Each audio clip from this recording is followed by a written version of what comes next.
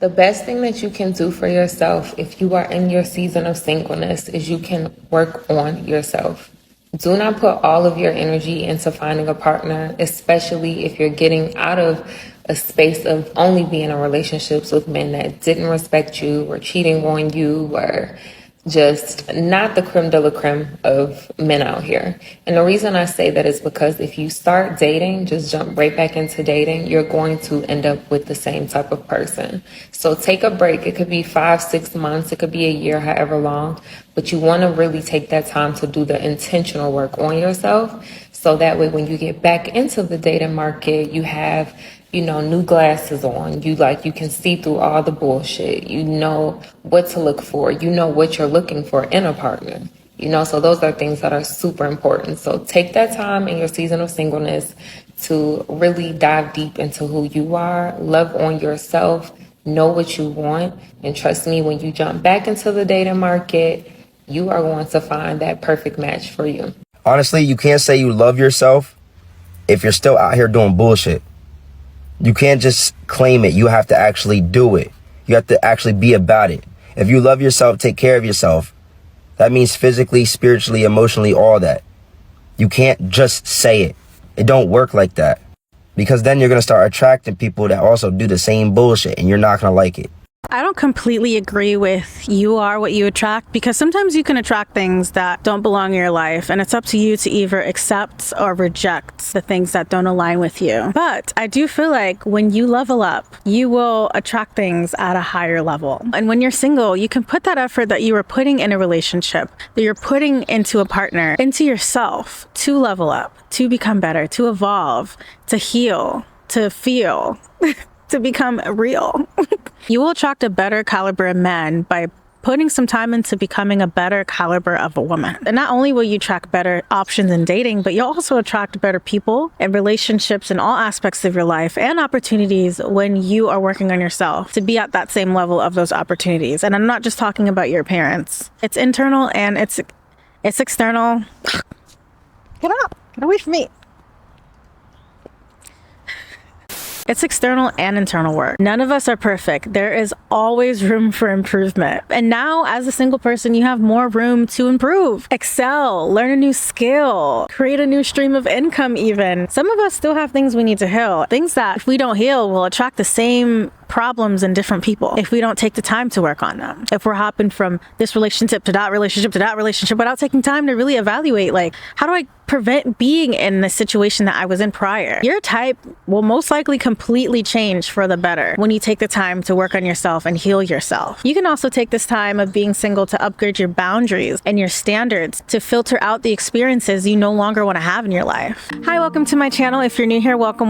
My name's Malaysia, and this channel is to help women to create their best life and to become their best self. So if you're on a journey of becoming your best self, creating your best life, or you want to start that journey of creating your best life and becoming your best self, then subscribe to join my magical side of YouTube, and let's just get into the magic. Some of the habits that you have will actually repel your dream partner. Some of us have trust issues that need to be worked on. Some of us have insecurities that will sabotage that relationship with our dream partner if we were to attract it. Anger issues, struggle with receiving, or in denial of being a hoarder and unclean, in denial of stepping outside while looking like you just hopped out of bed, in denial of addictions you have, and in denial of your health. You can be in denial all you want, but other people can see it. Those outside of you can see the thing that you're being in denial of, can see those things that you're choosing to ignore and not do anything about. Ask yourself, truly ask yourself, would my dream partner be into a woman that steps outside looking like she just got out of bed? Would my dream partner be into a woman who looks like they can't turn a house into a home because your current space is a mess and cluttered? Men look at this stuff. They won't say anything, but they look. Women even, they pay attention to the details, and they won't flat out say, hey, I don't see you as being my wife because you're a hoarder and looks like you're a hot mess, but I'm just gonna chill with you until I find my wife and just have fun with you for the time being. They're not gonna say that. It's up to you to analyze and figure out what things you need to work on. It's no one's job to tell you unless you're paying them. Okay, this is for my single girlies who want to be in a long-term committed relationship at some point in their lives.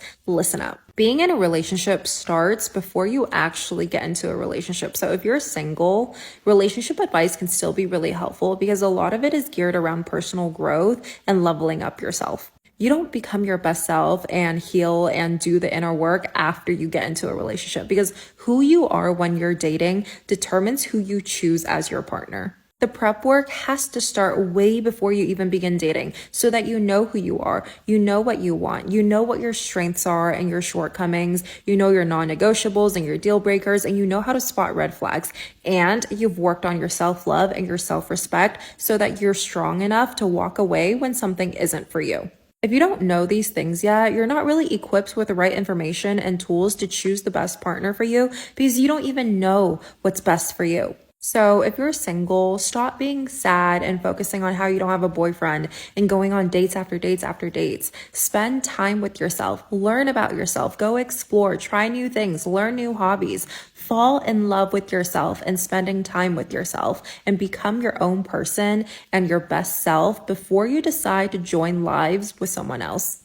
I personally went through a separation that was really hard for me a while back. And I felt like with that separation, I had three options: drown in the sadness and become bitter and never date or fall in love again, cling on to my ex and do a little role reversal and chase him instead of him properly courting me, or date myself and evolve into more, evolve into better, learn better and do better, learn to be okay with my past, because my future is much brighter knowing that I was doing so much internal and external work on myself. You have three options.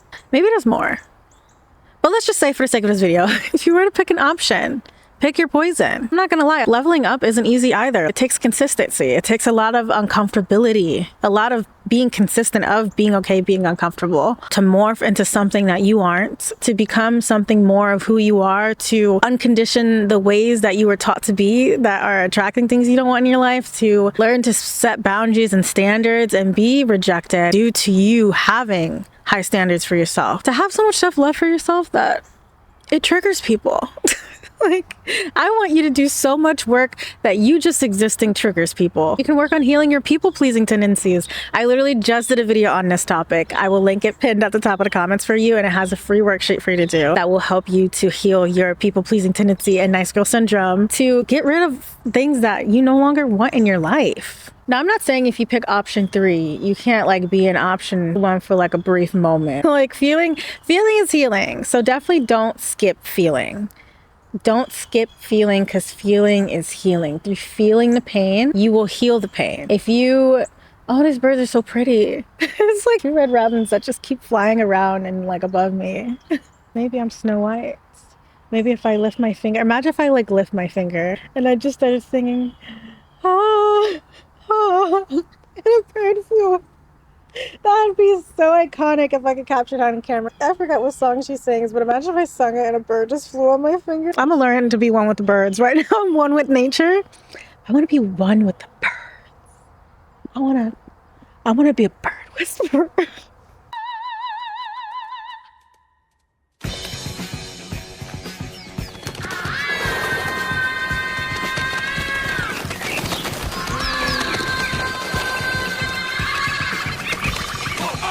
I saw the video of that woman who refused to go to a Cheesecake Factory for the first date, and I have to say, some of you sprinkle girlies are taking things too literally and not thinking critically on what will work personally for you. What works for Shira will not work for everyone. You can't go around demanding to be treated like a trophy wife if you look like a knockoff on clearance.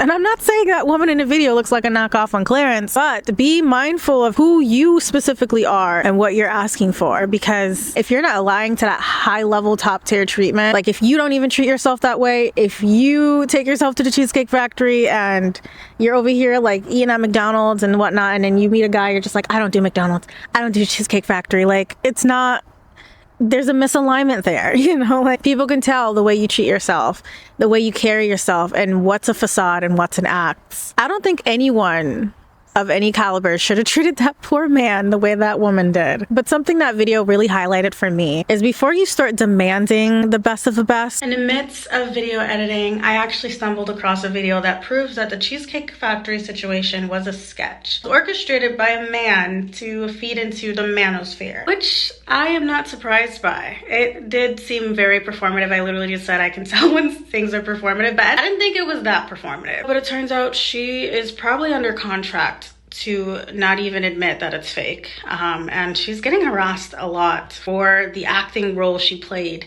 in this skit that is being pushed as an actual incident that isn't. This video is being pushed all throughout the media that paints us in a horrible light when it is made up. I will link the video that I watched of the proof of this video being fake in a sketch pinned at the top of the comments for you. It's very interesting and it's from a creator I actually enjoy myself. Something that video really highlighted for me is before you start demanding the best of the best from a man, ask yourself, are you the best? Are you the best? You don't even have to be the best, because like there's always gonna be someone who's better than you, obviously. But are you the kind of woman where you don't really have to go out of your way and ask for a man to come correct, because they just know upon looking at you internally and externally. I gotta emphasize that, because it's not just about looks. You can do all the work to attract one, but if you're putting on an act, just doing the external work to attract a man, that will show eventually. Instead of learning how to be performatively feminine, actually do the inner work and heal yourself to naturally know when to step into your feminine and to step into your masculine, because you need both. I see too many people pushing the wrong agenda about what being a feminine woman is on here. People are always like entering my feminine era, and they're like just doing Pilates, they don't have a job, they're living off of their boyfriend spoils them, which is amazing. And they spend their days just like lounging, and that's fine. But just lounging around and living off of a man is not feminine. Like, you can be a woman who is very career driven, who is still very, very feminine. You can be a woman with multiple passions and interests and goals outside of your boyfriend or your husband or your kids, and that can still be considered a feminine woman. Working and making your own money does not make you masculine. I have a boyfriend who spoils me to the moon, financially, physically, emotionally, in every way possible. But I also work, and I also love to work. I also have so many things going on in my life at all times. I'm always going towards my own personal goals. And I'm a very, very feminine woman. And I love to be spoiled, and I love to be taken care of. But I would actually lose my mind if I sat around all day and just had nothing going on and was just shopping or lounging. Like, that's just not in my blood. Being feminine is how you carry yourself, and carrying yourself with poise in situations. And being feminine is being someone who's open to receiving from a man, not chasing a man down or stepping into your masculine energy when you're not sure if the situation is working with some guy you're seeing or dating. Because I promise you, if you're a really, truly a feminine woman, you will attract an extremely masculine man. And to be completely honest, the only guys I've ever dated or have seen through friends' relationships who don't ever want you to do anything besides them in their life or their career, they tend to be pretty controlling. Personally, I just think the guy that you're with, the guy that you marry, the guy that you're dating should want the best for you, want you to be happy in your own personal endeavors, and not want your entire life to be about them. So please stop acting like if you're a working woman or you have goals, you're not feminine. That is just not true. And if your goal in life is to just lounge around and live off of a guy with money and marry a guy who's rich and just lounge, that's fine. That's perfectly okay. That's your decision. But you can do that and also be a masculine woman. That doesn't make you automatically a super feminine woman. Femininity is about energy. Be realistic with what works for you and what's best for you. Take time and get all the details of specifically the man that you want and the treatment that you want as a woman. Because as a sprinkle girly myself, I will be the one to say some of the tactics she shares will not attract your dream man, will not attract the kind of man that you want, because we all want different things, which is why you need to think critically when any type of advice you're given. Some of the advice, some of the tactics that she shares could actually get you killed if you're just blindlessly copying and pasting those tactics on random men without any discernment on who these tactics actually work on or not. Stop copying and pasting strategies and tactics without critically thinking if they will work for you and are the best strategies and tactics for you to be using long term. I say the same thing to my clients. As a YouTube coach and a life coach, I don't just give my strategy. I create the best personal strategy for each of my individual clients to thrive, because we all have different interests, we all have different capacities, we all have different schedules, and we all have different goals. Like, yeah, they may look the same, but some of us prioritize certain things a little bit more than other things, and it's important to really dissect if the strategy you're following will ensure long-term you will get those little important things that you specifically want for yourself. Create a strategy that works best for you. Before I end this video, make sure to subscribe to join my magical side of YouTube and share this video with someone who needs it or could benefit from this message. Also, tell me in the comments one of the things you're gonna do to level up now that you are single. And if you're not single, if you're with a partner, I want you to comment below. I want you to share with us some of the inner work and the outer work that you did that led to you finding your amazing partner or partners. And I'll see you in the next video.